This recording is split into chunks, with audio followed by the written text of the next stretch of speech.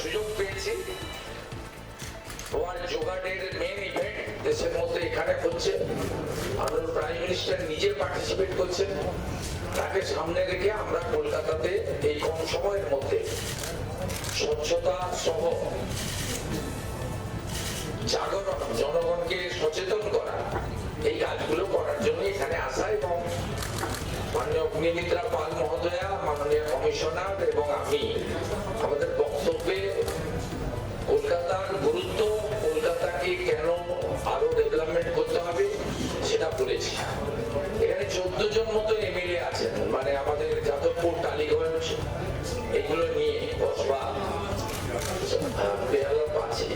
তা আমাদের এখানে প্রায় সব কাউন্সিল এমএলএরাই এসেছিলেন, মাননীয় মন্ত্রী যারা কলকাতাকে রিপ্রেজেন্ট করছেন তারা সকলে ছিলেন, এবং বিদায়ী বোর্ডের কাউন্সিলর, যেহেতু কর্পোরেশনের হোয়াটসঅ্যাপ গ্রুপে মাননীয় কমিশনার আহ্বান করেছিলেন, তারাও অনেকে দেখেছি আমরা এসেছেন, এবং মীনাদিও ছিলেন, মীনা দেবী পুরোহিত, ইলেক্টেড পাবলিক রিপ্রেজেন্টেটিভ, মানে এমপি থেকে এক্স কাউন্সিলর।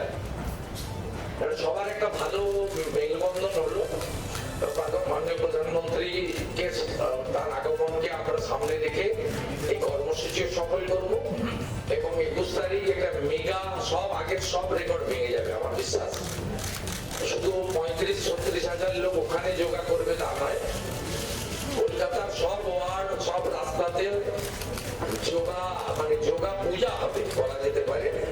এটা একটা বড় ইভেন্ট হবে।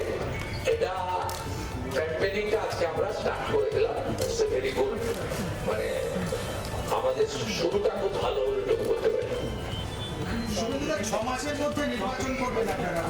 আমাদের এখানে আরবান সেক্রেটারি রয়েছে, মন্ত্রী আছে, নিয়মই আছে 6 মাসের মধ্যে, যদি কোনো ব্যতিক্রমী কিছু না হয়, মানে ন্যাচারাল ক্যালামিটি, তার জন্য সরকারের হাতে কিছু ক্ষমতা থাকে। আমাদের তো পিছনের দরজা দিয়ে, সে তো চাইলে আমাদের আইনে ছিল নমিনেটেড বোর্ড আমরা করে দিতে পারি, আমরা করিনি। আমরা ইন্ডিয়ান অ্যাডমিনিস্ট্রেটিভ সার্ভিসের একজন আধিকারিককে, যিনি এখানে কমিশনার হিসেবে কাজ করার অভিজ্ঞতা রয়েছে, তাকে প্রশাসক করেছি। আমাদের গভর্নমেন্ট বা আমাদের দলের নীতি খুব স্বচ্ছ, আমরা নির্বাচিত বোর্ডের হাতেই দিতে চাই।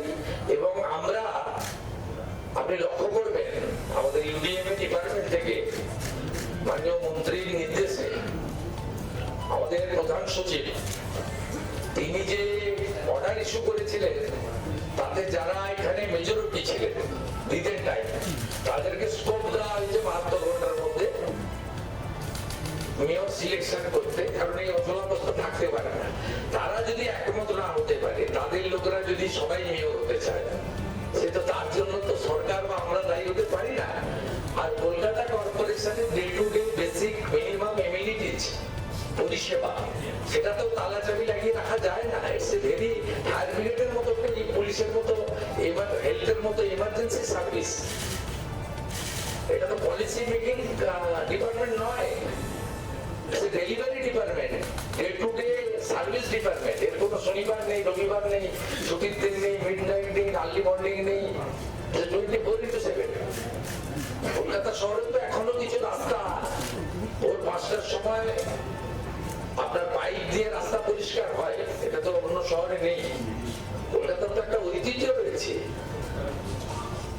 এখানে 1924 থেকে 1927 নেতাজি সুভাষচন্দ্র বসু মেয়র ছিলেন, এবং ঘটনাচক্রে উনিও প্রশাসক মেয়র ছিলেন, দুটো পোস্টে।